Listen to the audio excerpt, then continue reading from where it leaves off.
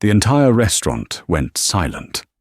You could hear the clink of silverware stop on 20 different tables.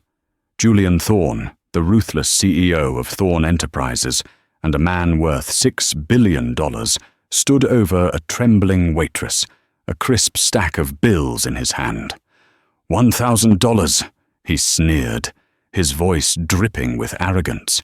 Put on a ring, sign a paper, and pretend to be my wife for one dinner. That's more than you make in a month.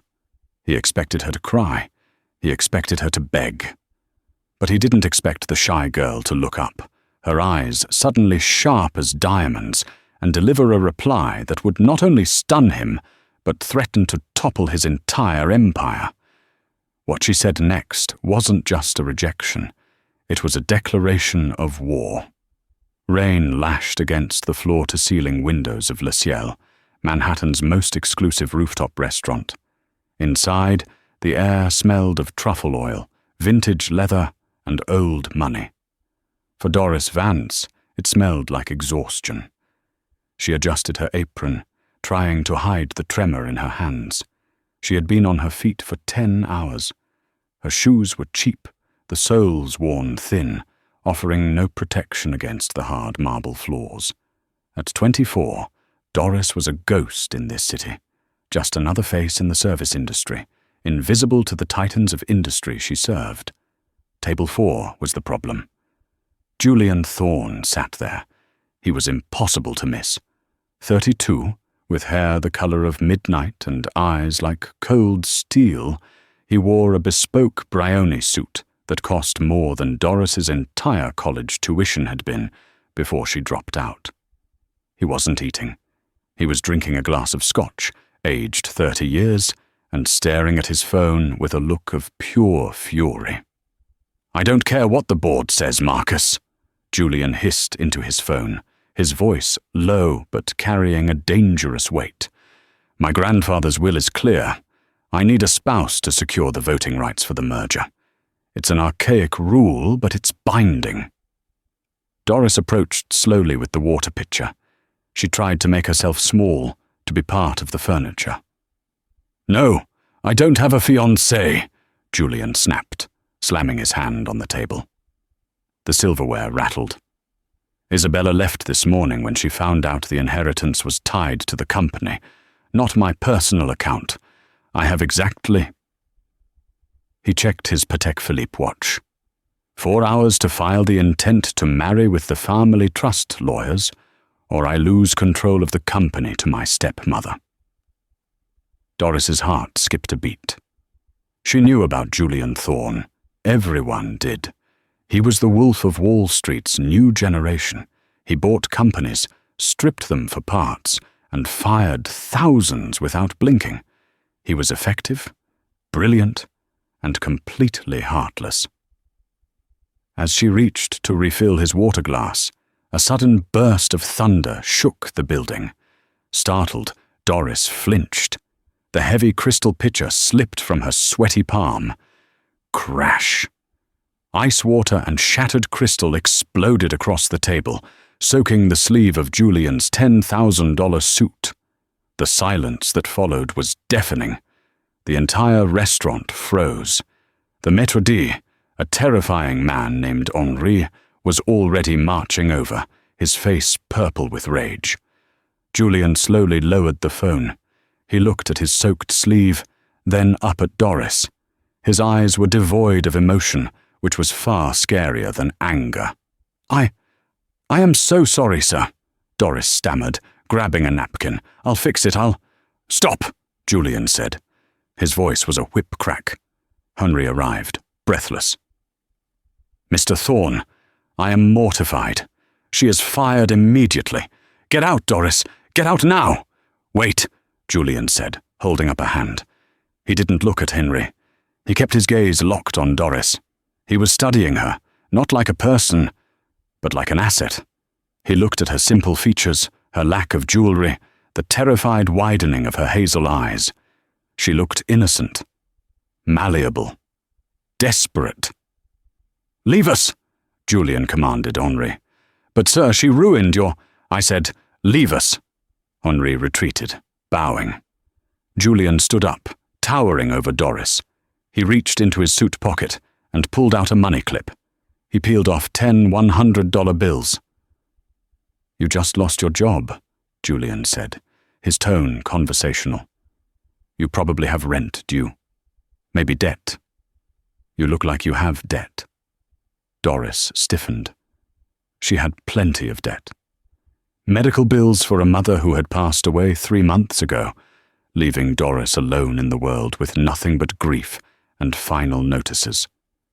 "I don't want charity," she whispered, clutching the wet napkin. "This isn't charity. It's a transaction."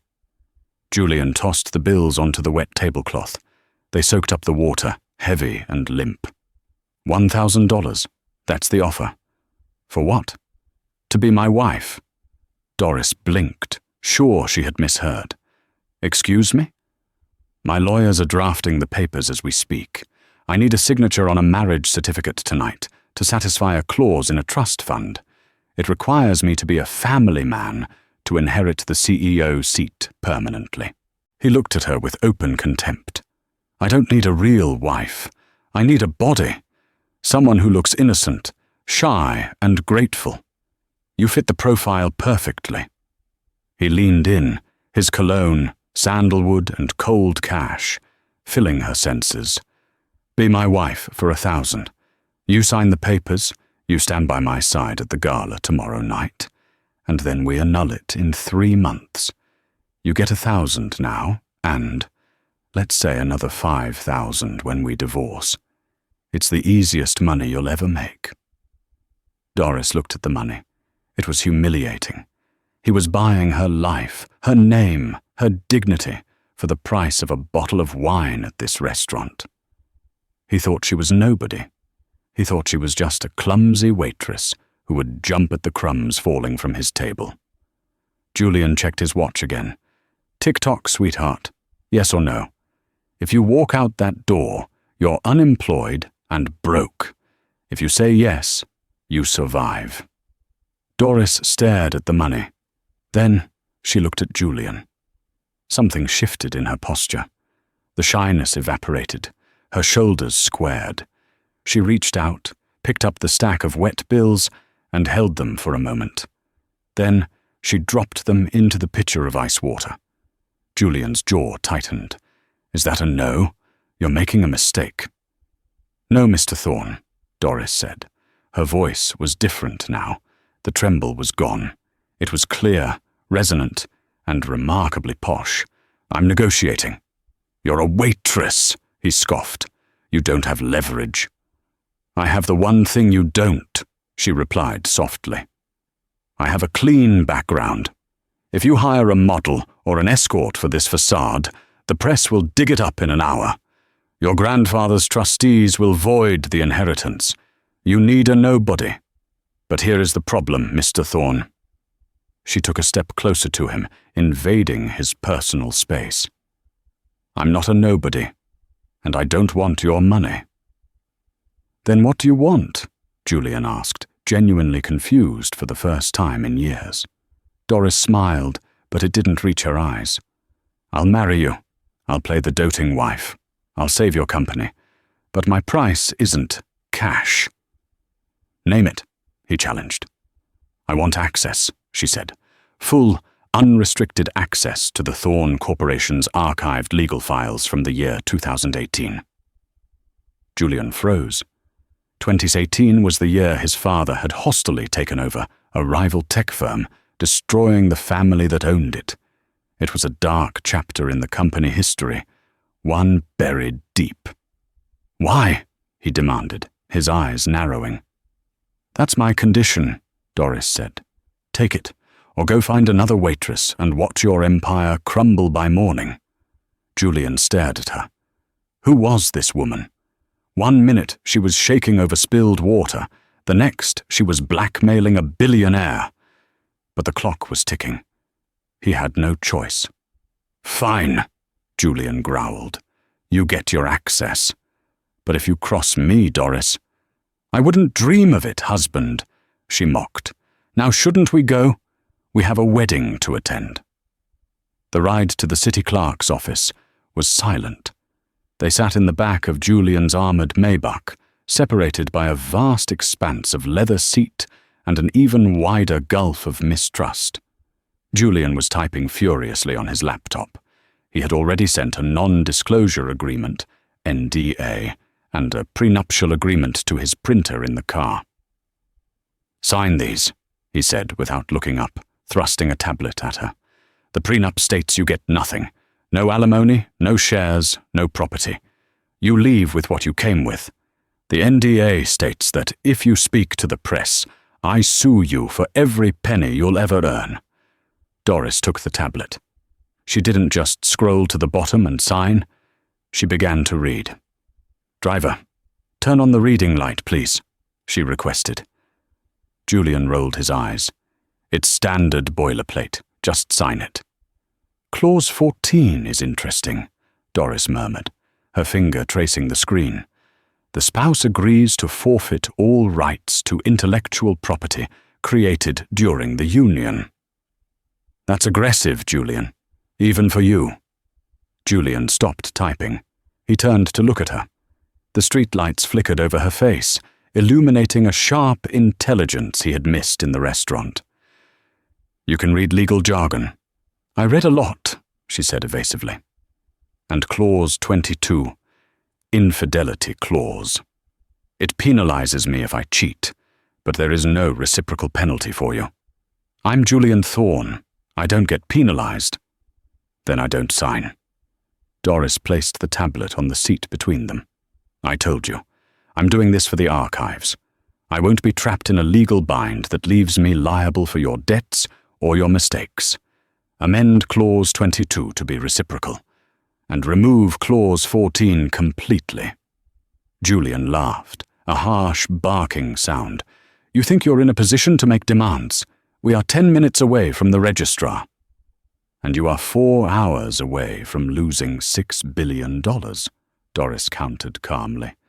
"Change the contract, Julian, or tell your driver to turn around." For a long, tense moment, the only sound was the hum of the engine and the rain on the roof. Julian looked at her, really looked at her. Her uniform was stained with water, her hair was coming loose from her bun, but she held herself with the poise of a queen. "Fine," he snapped. He opened the file, made the edits, and handed the tablet back. "Done. Are you happy?" "Ecstatic," she deadpanned, signing her name with a flourish. Doris Vance. The wedding was a grim affair. A tired clerk, a confused witness dragged in from the hallway, and 2 people who couldn't stand each other. When the clerk asked for the rings, Julian pulled a stunning 4-carat diamond from his pocket, the ring intended for Isabella. He grabbed Doris's hand. Her skin was rough, her nails short and unpolished, working hands. He slid the ring on. It was loose. "Aye, Julian, take thee, Doris," he droned, sounding like he was reading a grocery list. "Aye, Doris, take thee, Julian," she repeated, her voice steady. When the clerk said, "You may kiss the bride," Julian hesitated. He looked at the woman he had just bought. He leaned in, intending to give her a quick peck on the cheek. But Doris grabbed his lapels. She pulled him down and kissed him properly. Not out of love, but out of performance. If they were going to fool the world, they had to start now. Her lips were soft, warm, and tasted of peppermint. For a split second, Julian's brain short-circuited. He forgot the contract, the money, and the merger. She pulled back, leaving him slightly dazed.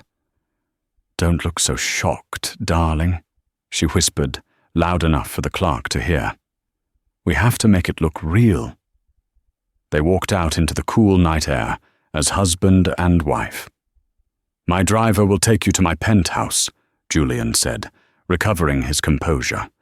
He was checking his phone again. "I have to go to the office to file the trust papers. The staff will have clothes for you.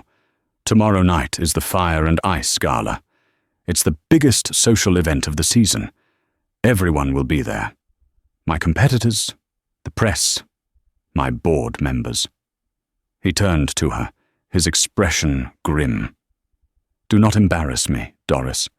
You need to look like you belong in a $10,000 dress. Can you handle that?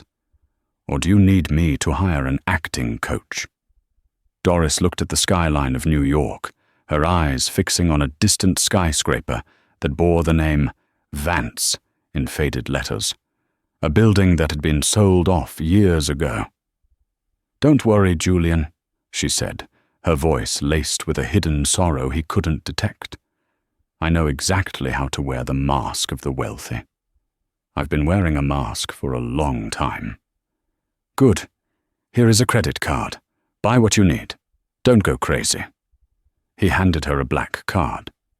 I won't spend a dime of your money on myself, she said, pocketing the card. Just get me the key to the archives. Monday, he said, after the gala, if you survive the night.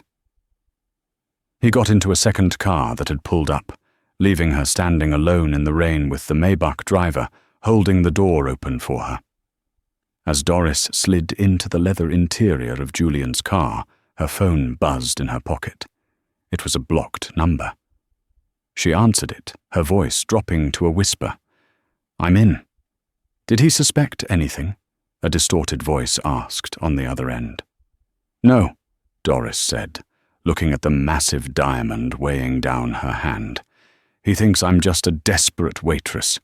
He has no idea that he just married the daughter of the man he destroyed. Be careful, Doris. Julian Thorne is a shark. If he finds out you're actually Doris Sterling, daughter of Marcus Sterling, he won't just divorce you. He'll bury you. He won't find out, Doris said, her eyes hardening as the car began to move toward the luxury penthouse. Not until I have the evidence to prove he framed my father. By the time Julian realizes who I really am, I'll own him. She hung up the phone and looked out of the window. The game had begun. The penthouse at the Thorne Tower was less of a home and more of a museum. It was cold, modern, and utterly void of life. Everything was white, chrome, or black marble. Doris stood in the center of the living room, feeling the silence press against her ears. A housekeeper, Mrs. Higgins, had shown her to the guest wing, but Doris had wandered back out to the main balcony. Below her, the city twinkled. Somewhere out there, her father was sitting in a minimum security prison, serving year 4 of a 10-year sentence for corporate embezzlement, a crime Doris knew he didn't commit. The evidence had been planted, and all roads led to Thorne Enterprises. You're awake, she spun around. Julian was standing there. He had loosened his tie and rolled up his sleeves. It was 2:30 a.m. He looked tired, stripping away some of the villainous veneer. I couldn't sleep, Doris said. The bed too soft for you? He sneered, pouring himself a drink. Or are you calculating how much of the furniture you can steal? I was wondering why a man with $6 billion lives in a house that feels like a hospital waiting room, she retorted. Julian paused, the glass halfway to his lips. It's efficient. I don't like clutter. You don't like warmth, she corrected. I didn't hire you for your interior design opinions. Go to sleep. The stylists arrive at 8:00 a.m. If you have bags under your eyes, the press will think I'm mistreating you. Aren't you? Julian turned to face her. I saved you from poverty. I gave you a roof. You gave me a job, Doris cut in, and I'm going to do it. But don't pretend you're a savior, Julian. You're just a man who needed a prop. She walked past him toward the hallway. As she passed, Julian caught a scent of her shampoo. Something cheap, like vanilla and rain, but strangely comforting compared to the heavy perfumes of the women he usually dated. Wait, he said. Doris stopped. The archives, he said. The files you want. They are in the basement vault. Biometric access only. Why do you care about the 2018 acquisitions? Doris didn't turn around. She couldn't let him see her face. I had a friend who worked for Sterling Industries, the company you bought out. She lost her pension. I just want to see if it was legal." "Everything I do is legal," Julian said coldly. "Ruthless, maybe, but legal. Sterling was a crook. He stole from his own investors." "That's what the court said," Doris whispered. "That's what the evidence said." "Good night, Julian." The next evening, the transformation was terrifying. 3 stylists had spent 4 hours pulling, painting, and polishing Doris. When she finally stood before the full-length mirror, she didn't recognize herself. She was wearing a gown of emerald green silk that clung to her curves like a second skin. It was backless, daring, and screamed power. Her honey-brown hair was swept up in an intricate chignon, revealing the slender curve of her neck. She looked expensive. She looked dangerous. Julian walked into the room, adjusting his tuxedo. He stopped dead. He had seen beautiful women. He dated supermodels. But he had never seen anyone look quite like this. It wasn't just the dress. It was the way she wore it. Most people let the clothes wear them. Doris wore the silk like armor. "Well?" she asked, turning to him. "Do I pass inspection?" Julian cleared his throat, pushing down a strange flutter in his chest. "Adequate. The necklace is missing." He walked over to a safe in the wall and pulled out a diamond and emerald necklace. He stood behind her. "Lift your hair." Doris obeyed. His fingers brushed the nape of her neck. His skin was hot. He clasped the heavy jewelry around her throat. For a moment, his hands lingered on her shoulders. "Listen to me," he said, his voice low near her ear. "Tonight, you are going to meet people who want to see me fail. They will smile at you while holding a knife behind their backs. My stepmother, Victoria, will be there. She is the one who wants the company. She will try to trick you. She will ask about our past, our courtship." "What is our story?" Doris asked, looking at his reflection in the mirror. "We met at a library," Julian improvised. "You were reading, I don't know, something intellectual. Poetry." "I was reading Dante's Inferno," Doris said. "Fitting, considering I was about to walk into hell with you." Julian's lip twitched. A smile. "No," he caught it. "Stick to the script. Be vague. Smile. Drink champagne, but don't get drunk. And for God's sake, don't mention you used to serve tables." "I'm ready, Julian." He offered his arm. "Showtime, Mrs. Thorne." The Fire and Ice Gala was held at the Met. It was a sea of flashing cameras and shouting paparazzi. "Mr. Thorne, who is the mystery woman? Is it true you married in secret? Look this way." Julian guided Doris through the chaos with a firm hand on her waist. His grip was possessive. Protective? No, possessive. He was guarding his asset. Inside, the ballroom was suffocatingly opulent. Doris felt 100 pairs of eyes assessing her, pricing her, judging her. "Julian!" A voice like shattered glass cut through the noise. A woman in a red dress approached. She was older, perhaps 50, but preserved by surgery and bitterness.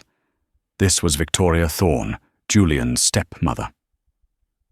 "I heard the rumors," Victoria said, eyeing Doris up and down with open disdain. "But I didn't think you'd actually go through with it. Who is this creature?" "This is my wife, Doris," Julian said, his voice hard. "Doris, this is Victoria." "Charmed," Doris said smoothly. She didn't curtsy or cower. She extended a hand, palm down, forcing Victoria to take it in a submissive gesture or ignore it rudely. Victoria took it, her nails digging in. "Doris, I don't recall a family of that name in the registry. Where are you from, dear? The Hamptons? Connecticut?" "I'm from a place where we don't ask rude questions within 30 seconds of meeting someone," Doris said with a polite smile. Julian stiffened. Victoria's eyes widened. "Excuse me," Victoria gasped.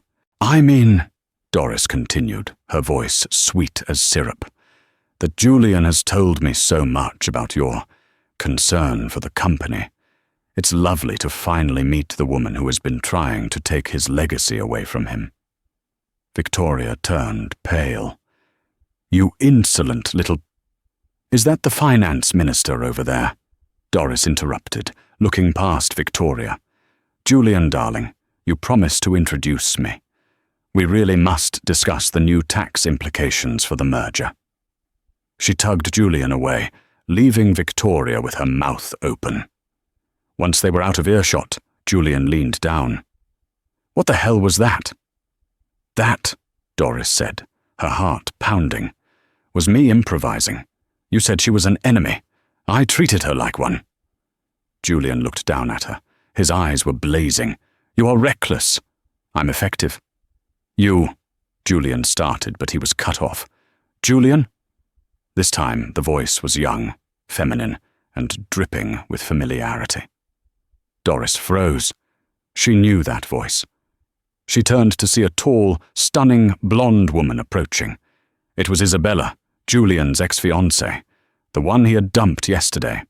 And worse, walking next to her was a man Doris recognized instantly. A man who used to work for her father. A man who knew exactly who Doris Sterling was. The man squinted at Doris, tilting his head. "Doris?" the man said, confused. "Doris Sterling, is that you?" The world stopped. Julian frowned, looking between the man and his wife. "Sterling?" Julian repeated. "Why did he call you Sterling?" The air in the ballroom seemed to vanish. Doris felt the blood drain from her face, her heart hammering against her ribs like a trapped bird. The man standing next to Isabella was Arthur Finch, her father's former chief financial officer, the man who had testified against him. "Sterling?" Julian repeated, his voice low and dangerous. He looked at Doris, his eyes narrowing into slits. "Why did he call you that?" Doris had a split second to decide her fate. If she panicked, she was dead. If she ran, she was guilty. She had to lie, and she had to make it the performance of a lifetime. She forced a confused, polite smile onto her face. She turned to Arthur Finch, tilting her head slightly. "I'm sorry?" she said, her voice steady. "Mr. Finch, isn't it? I served you champagne at the Sterling charity auction 3 years ago. I'm flattered you remember my face, though I think you've confused my name tag with the host's last name." Arthur blinked, his intoxicated eyes trying to focus. The auction?" "Yes," Doris lied smoothly. "I was working for Elite Catering. You tipped me $20. It was very generous." She turned to Julian, her eyes wide and innocent. "Julian, this is the gentleman I told you about, the one who spilled red wine on the carpet and blamed the staff. It was a gamble, a massive one. But she knew Arthur Finch was a mean drunk." Arthur spluttered, his face turning red. I didn't—" Julian stared at Arthur, then back at Doris. The tension was thick enough to choke on. Slowly, the suspicion in Julian's eyes faded, replaced by cold amusement. He believed her. Why wouldn't he? To him, she was just a waitress. It made perfect sense that she had served his rivals. "I see," Julian said, his voice dripping with ice. He stepped forward, towering over Arthur. "Mr. Finch, it seems you have a habit of making women uncomfortable. My wife is not the help anymore. She is Mrs. Thorne. I suggest you remember that, or I will have security escort you out." Isabella, looking furious that her attempt to humiliate Julian had failed, yanked Arthur's arm. "Come on, Arthur, you're drunk." As they walked away, Doris let out a breath she didn't know she was holding. Her knees felt weak. "Good save," Julian murmured, placing a hand on the small of her back. The heat of his touch burned through the silk dress. I didn't save anything, Doris said, trying to keep her voice light. He was just confused. No, Julian said, leaning in close. You handled him with poise. Most women would have crumbled. You are full of surprises, Doris. The orchestra began to play a slow, melancholic waltz. Dance with me, Julian commanded. It wasn't a question. He swept her onto the dance floor. He moved with the same predatory grace he used in the boardroom. Doris followed his lead, her hand resting on his shoulder. They moved in silence for a moment, the world spinning around them. You hate this, Doris whispered, looking up at him. Hate what? This. The pageantry. The fake smiles. You look like you want to burn the building down. Julian looked down at her, surprised. I do hate it. It's a shark tank. Everyone here wants a piece of me. Not everyone, Doris said softly. Julian's grip on her waist tightened slightly. And what do you want, Doris? Besides the money? Besides the archives? I want to know why you are so angry, she said. You have everything. Money, power, looks. But you walk around like you're carrying a mountain. Julian looked away, watching the crowd. My father built this company. He was a good man. But he was weak. He let people walk all over him. When he died, the vultures circled. I vowed I would never be weak. I turned my heart into stone so I could build a fortress. He looked back at her, his gaze intense, but stone is heavy to carry. For a moment, the mask slipped. Doris saw the lonely boy inside the ruthless billionaire. She felt a pang of guilt. She was here to destroy him, to expose his crimes. But looking into his eyes, she realized he wasn't the monster she had imagined. He was just broken. Maybe you just need someone to help carry it, she whispered. Julian stopped dancing. They were in the middle of the floor, but it felt like they were the only two people on earth. He raised a hand and brushed a stray lock of hair from her cheek. His touch was incredibly gentle. Be careful, Doris, he warned softly. If you make me actually like you, this divorce is going to be very difficult. Doris's heart skipped a beat. She opened her mouth to speak, but suddenly the lights in the ballroom flickered and died. Panic erupted. Screams echoed.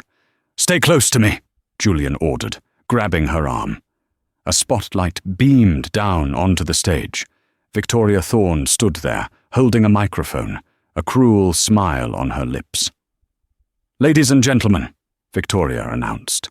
So sorry for the interruption, but we have a special surprise, a tribute to the new CEO and his charming bride.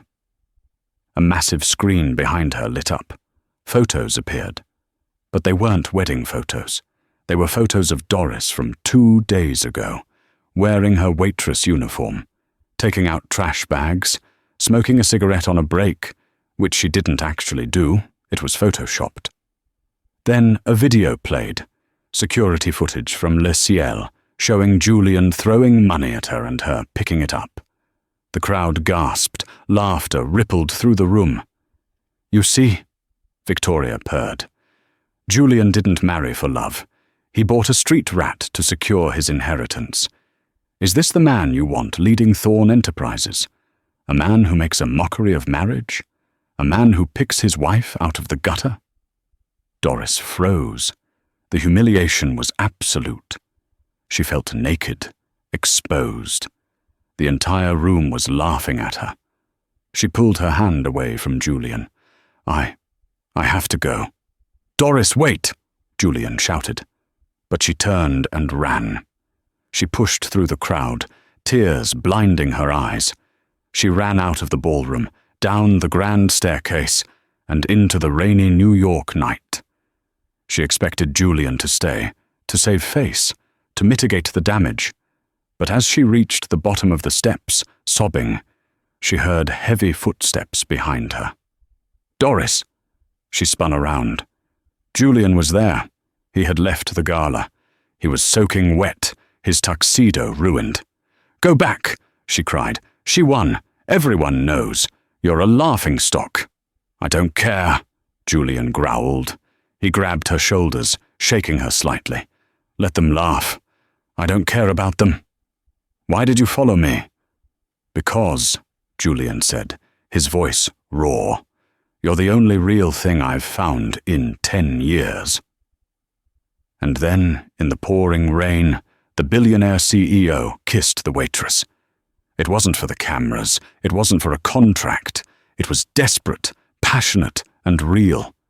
And for the first time, Doris Vance kissed him back, not as a spy, but as a woman falling in love with her enemy. The morning after the gala was a whirlwind. The press was having a field day. "Billionaire weds waitress? A Cinderella story or a corporate scam?" was the headline on every newspaper. But inside the penthouse, the atmosphere had shifted. Julian wasn't angry about the video. He was energized. He had declared war on Victoria. He spent the morning firing the security team that had leaked the footage and issuing statements defending Doris. Doris, however, was on a mission. "You promised," she said, walking into his home office. "The gala is over. I played my part. I want the key to the archives." Julian looked up from his desk. He looked different today, softer. He walked over to her. "Doris," he said, "about last night." "The deal, Julian," she said, hardening her heart. She couldn't let the kiss distract her. She had to remember her father sitting in a cell. "A deal is a deal." Julian sighed. The softness vanished, replaced by resignation. He reached into his pocket and pulled out a sleek, black keycard. "Basement level. Vault 3. Use the retinal scanner code 77 Alpha. This card will bypass the secondary alarm." He handed it to her. "Be careful. There are things in those files that, well, the past is ugly." "I know," she said, snatching the card. "I'm counting on it." She waited until Julian left for a board meeting. As soon as the elevator doors closed, she moved. She descended into the bowels of Thorn Tower. The air grew colder the deeper she went. The archive room was a fortress. She swiped the card. Beep. She punched in the code. Beep. The heavy steel door hissed open. Rows upon rows of filing cabinets stretched out before her. It smelled of dust and secrets. Doris ran to the section marked 2018, Acquisitions. Her hand shook as she thumbed through the files. Project, Hydra. Project, Titan. Project, Sterling. She pulled the thick folder out. Her heart was pounding so hard she thought it might explode. She sat on the cold concrete floor and opened it. She read through the hostile takeover strategy. It was brutal, aggressive, but legal. Then she found the financial audits. "No," she whispered. She flipped the page. There was a document titled Internal Memo, Sterling Embezzlement Setup. Her breath hitched. This was it, the proof that her father was framed. She read the memo. Subject: Fabrication of Ledger B. Objective: Plant false evidence of funds transfer to Marcus Sterling's offshore account to devalue stock price prior to purchase. It was a smoking gun. It detailed exactly how they had framed her father to lower the company's value so Thorn Enterprises could buy it for pennies on the dollar. Doris scanned to the bottom of the page to see who had authorized it. She expected to see Julian Thorn's signature.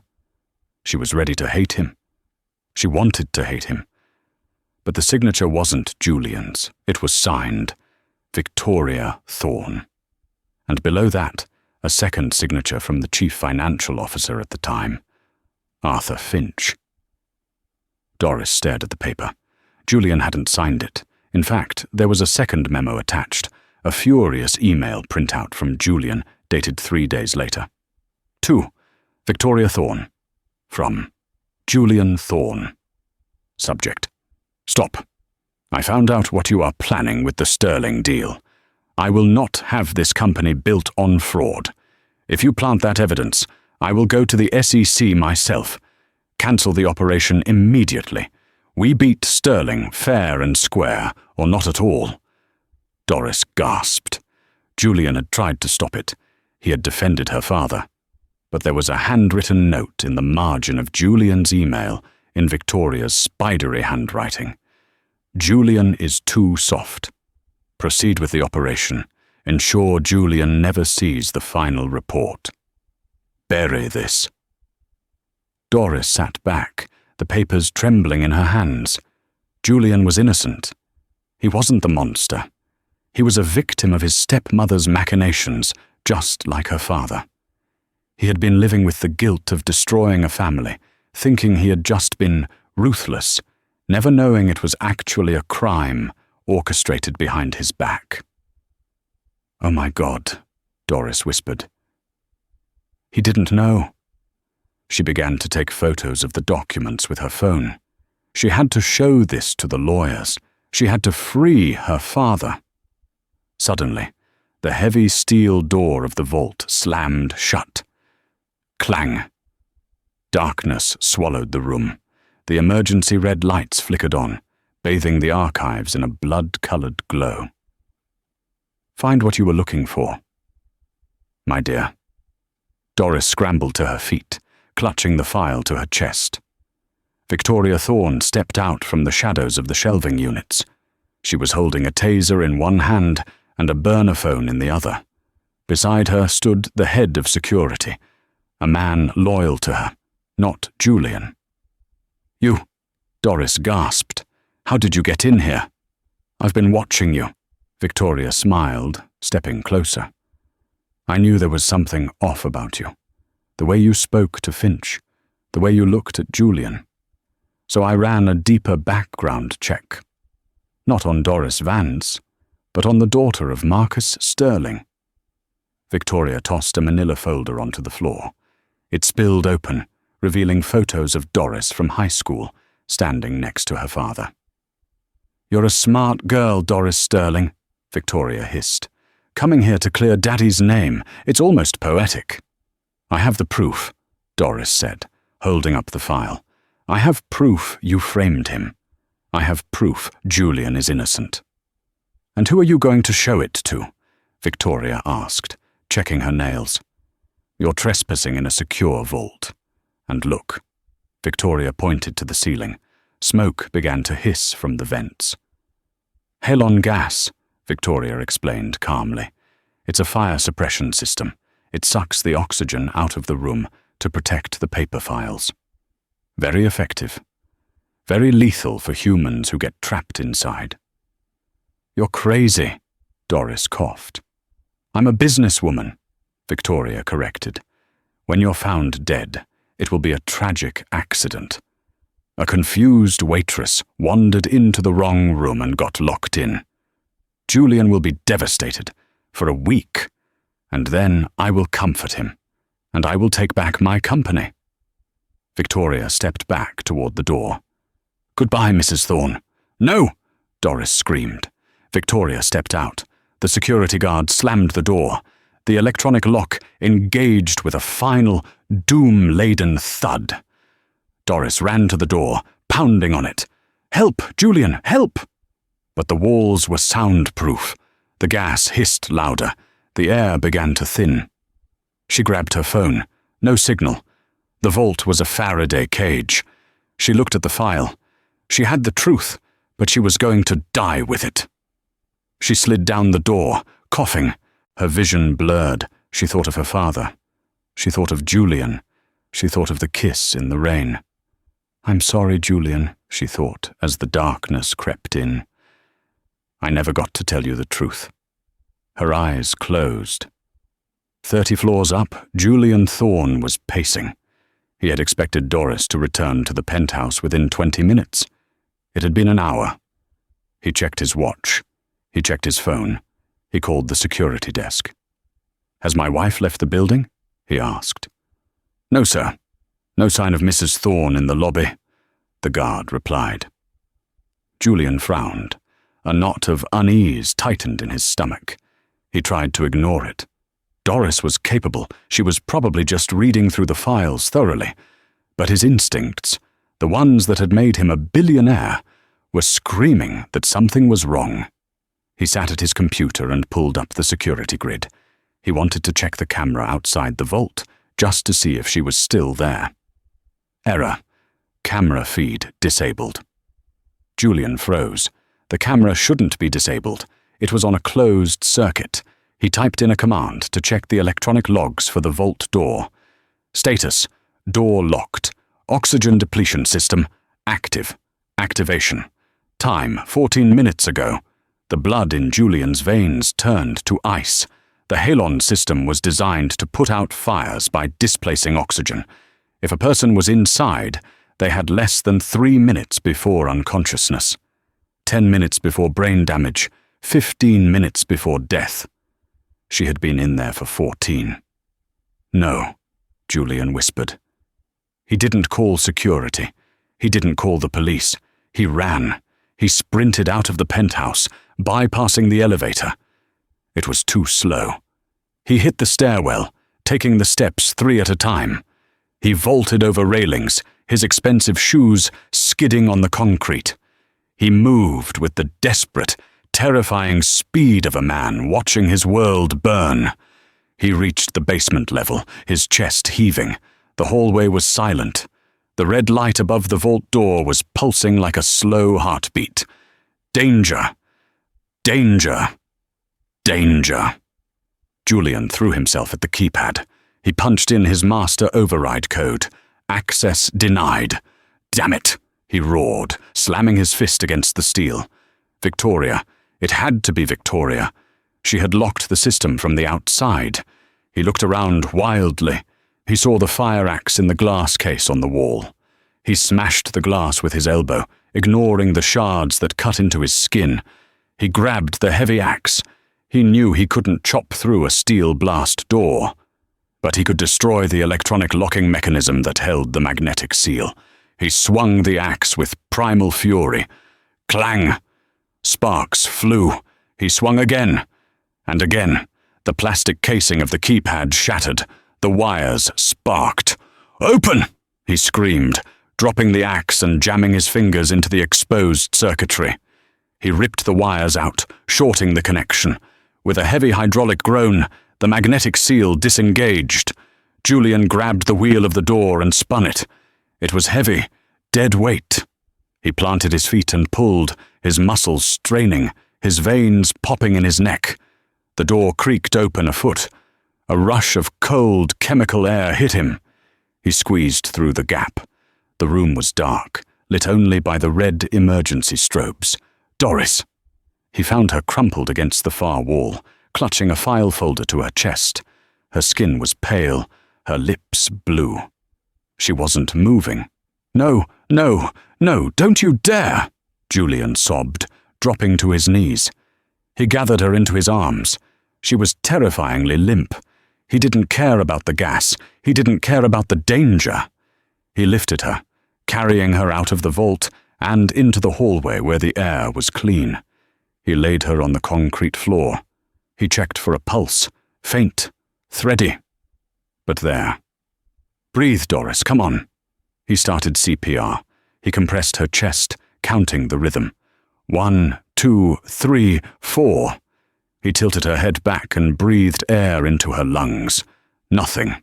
"Come on," he shouted, tears streaming down his face. "You don't get to leave me. You don't get to walk into my life. Make me love you, and then die." He pumped her chest again. 1, 2, 3. Suddenly Doris gasped. It was a jagged, horrible sound, like a drowning victim breaking the surface. Her body convulsed, and she coughed violently, her lungs fighting for oxygen. Julian collapsed back, shaking uncontrollably.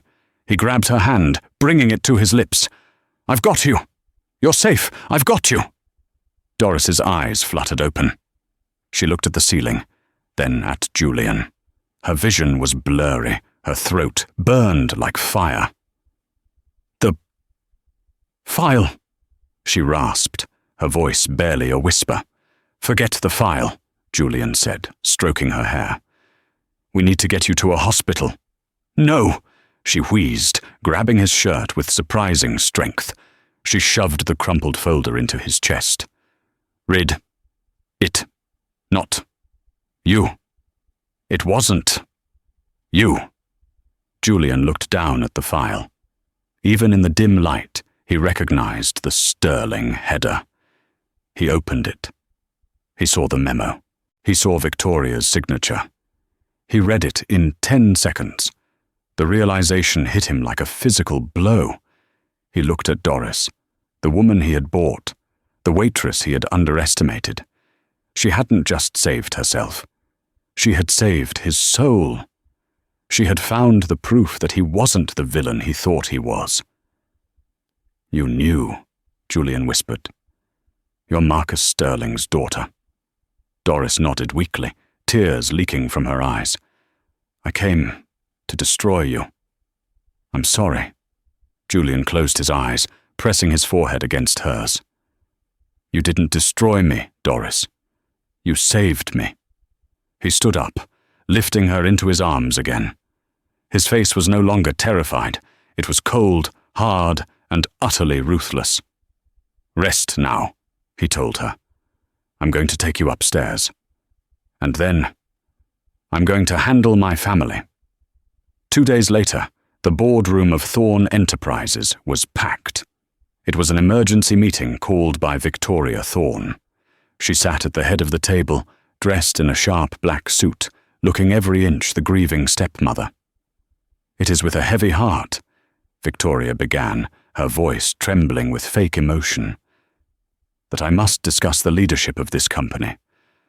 As you know, Julian has been unstable lately, and with the tragic accident involving his new wife, who is currently in a coma, it is clear he is unfit to lead." The board members murmured.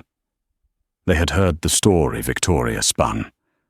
Doris had wandered into a restricted area, unauthorized, and triggered an accident. Julian was distraught. "I propose," Victoria continued, "a vote of no confidence. I will assume interim control of CEO duties effective immediately." "I second the motion," said a board member Victoria had bribed. "All in favor?" Victoria asked, a triumphant smile tugging at her lips. Hands began to rise around the table. Bang! The double doors of the boardroom flew open. Victoria froze. Julian Thorn walked in. He looked impeccable in a navy suit, his face shaved, his eyes clear and sharp. But he wasn't alone. Pushing a wheelchair next to him was Doris. She looked frail, wrapped in a blanket, but she was awake. And she was holding a stack of papers. "Julian," Victoria stammered, standing up. We were told you were at the hospital. We didn't think—" "You didn't think I'd survive?" Doris cut in. Her voice was raspy, but it carried across the silent room. "Doris, my dear." Victoria tried to recover, walking around the table. "Thank God. We were so worried. The accident was—" "Sit down, Victoria," Julian commanded. His voice wasn't loud, but it possessed such absolute authority that Victoria actually sat. Julian walked to the front of the room. He placed a USB drive on the table. "There was no accident," Julian told the board. "There was an attempted murder." The room erupted in gasps. 3 days ago," Julian continued, projecting the images from the USB drive onto the main screen, "my wife found these documents in the archives. They prove that in 2018, Victoria Thorn and CFO Arthur Finch conspired to fabricate evidence of embezzlement against Marcus Sterling. They framed an innocent man to tank a stock price. The screen showed the memos, the signatures, the email Julian had sent trying to stop it, and Victoria's order to bury it. "This is a lie!" Victoria shrieked. "They forged it. She's a waitress. She's a nobody." "She is Doris Sterling," Julian announced, "and she is the rightful owner of the assets you stole." Julian signaled to the door. 2 NYPD detectives walked in, followed by a pale, handcuffed Arthur Finch. "Mr. Finch has already cut a deal," Julian said coldly. "He gave us the audio recordings, Victoria. He recorded every phone call you made, including the one where you told him to disable the safety sensors in the vault." Victoria looked at the police, then at Julian, and finally at Doris. The mask crumbled, her face twisted into a snarl. "I did it for this company," she screamed as the detectives grabbed her arms. "Your father was too weak. You were too soft. I did what had to be done." "You did it for greed," Doris said softly. "And now you lose everything." As Victoria was dragged out of the room, screaming, silence descended. Julian turned to the board. "I am reinstating Marcus Sterling's pension and clearing his name. I am dissolving the trust clause, and I am remaining as CEO. Any objections?" Silence. "Good. Meeting adjourned." The balcony of the penthouse was different now. It was filled with plants. Jasmine, lavender, roses. It smelled like life. Doris stood by the railing, looking out at the city. Her father had been released that morning, his conviction overturned. He was staying in a guest suite at the plaza, fully paid for by Julian. She heard the glass door slide open. Julian stepped out. "He's safe?" Julian asked. "He's safe," Doris smiled. "He's sleeping in a real bed for the first time in 4 years." "Good." Julian stood beside her. He looked nervous. The billionaire who could crush companies with a stare was fidgeting with his cufflinks. "So," Doris said, turning to him, "the contract, it's void. You have your company. I have my father. The deal is done." "Technically," Julian said, "the prenup is invalid because I tore it up." Doris raised an eyebrow. "You tore it up?" "Doris," Julian turned to face her, "you lied to me. You infiltrated my company. You manipulated me." "I did," she admitted, "and I don't care." He reached into his pocket. He didn't pull out the massive, gaudy diamond he had used for the fake wedding. He pulled out a simple, elegant ring. Vintage, platinum with a sapphire stone. "This was my mother's," he said quietly. "It's the only thing Victoria never got her hands on." Doris's breath hitched. "I don't want a fake wife," Julian said, his voice thick with emotion. "I don't want a contract. I don't want a merger asset. I want the woman who had the guts to throw water in my face. I want the woman who danced with me in the rain. I want you." He got down on one knee. "Doris Sterling, will you marry me? For real this time. No money. No deadline. Just us." Doris looked at the man who had been her enemy, her boss, and her savior. She saw the vulnerability in his eyes. She smiled, tears spilling over her cheeks. "For free?" she teased. "I'll still buy you dinner," he promised. "Then yes," she whispered. "Yes, Julian, I will." He stood up and kissed her, and high above the city, amidst the flowers and the stars, the deal was sealed. Not with a signature, but with a promise of forever. And that is the incredible story of Doris and Julian. From a spilled glass of water to a fight for justice, they proved that love really can be found in the most unexpected places. It turns out, the most valuable thing Julian Thorne ever acquired wasn't a company, it was the truth. What did you think of Doris's revenge plan? Do you think she was right to hide her identity, or did she go too far? And would you have forgiven Julian if you were in her shoes? Let me know your thoughts in the comments below. If you enjoyed this story, please hit that like button. It really helps the channel grow. And don't forget to subscribe and ring the notification bell so you never miss out on the next dramatic story. Thanks for watching, and I'll see you in the next video.